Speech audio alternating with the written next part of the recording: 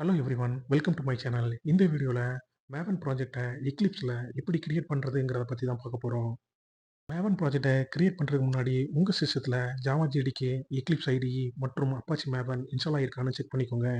இல்லைனா அதற்கான video link வந்து டிஸ்கிரிப்ஷனில் கொடுத்துருக்குறேன். அந்த ஸ்டெப் பை ஸ்டெப் இன்ஸ்ட்ரக்ஷனை பார்த்து இன்ஸ்டால் பண்ணிக்கோங்க.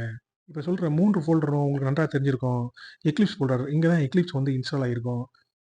2வது வந்து எக்லிப்ஸ் ஒர்க் ஸ்பேஸ் ஃபோல்டர். இங்கே தான் வந்து உங்கள் ப்ராஜெக்ட் ஃபைல்ஸ் எல்லாம் ஸ்டோர் ஆகியிருக்கும். லாஸ்ட்டாக .m2 ஃபோல்டர். இங்கே தான் மேவனோட லோக்கல் ரெபாசிட்டரி இருக்கும். இப்போ எக்லிப்ஸை ஓப்பன் பண்ணி ஃபைல் மற்றும் நியூவுக்கு போயிட்டு மேவன் ப்ராஜெக்டை கிளிக் பண்ணுங்கள்.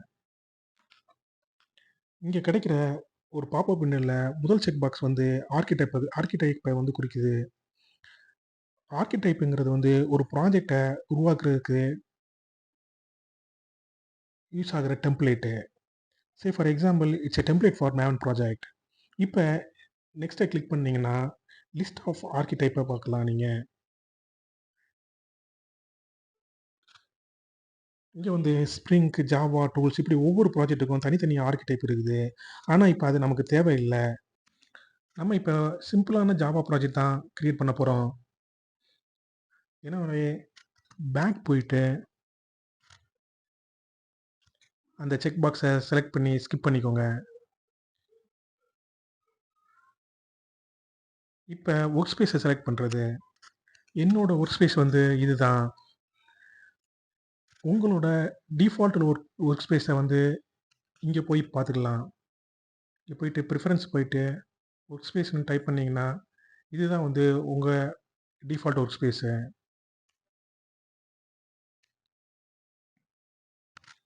இப்போ நெக்ஸ்ட்டை கிளிக் பண்ணுங்கள்.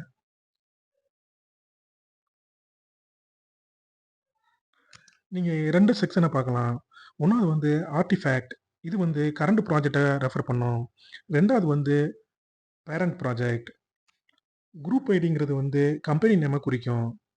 ஃபார் எக்ஸாம்பிள் கம்பெனி நேம் வந்து கூகுள்னு வச்சுக்கிட்டோம்னா com.googleங்கிறது குரூப் ஐடி. இதை இங்கே என்டர் பண்ணணும்.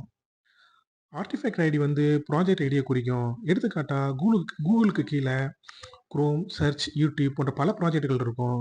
ப்ராஜெக்ட் நேம் வந்து யூடியூப்னு வச்சுக்கிட்டோம்னா யூடியூப் என்று என்டர் பண்ணணும்.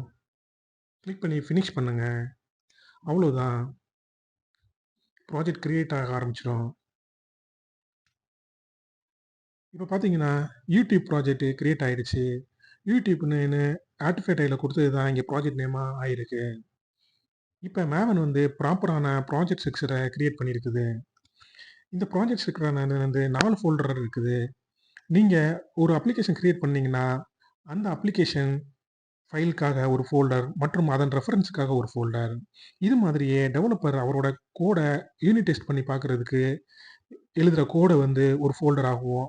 அதோட ரெஃபரன்ஸுக்கு ஒரு ஃபோல்டர் ஆகும். மொத்தம் 4 ஃபோல்டர் வந்து இங்கே இருக்குது. யூனிட் டெஸ்ட் ஃபோல்டர் வந்து ஃபைனல் ப்ராடக்ட்டோட சோர்ஸ் கோடோட சேர்க்க மாட்டாங்க. pom.xml ஃபைலில் நீங்கள் வழங்கின ஆர்டிஃபேக்ட்ஸ் டீட்டெயில்ஸ் எல்லாம் பார்க்கலாம். இதுதான் ஒரு ப்ராஜெக்ட் கிரியேட் பண்ணுறதுக்குரிய மினிமல் ஆர்டிஃபேக்ட்ஸ் ஆகும். அவ்வளோதாங்க. தேங்க்யூ. தேங்க்ஸ் ஃபார் வாட்சிங்.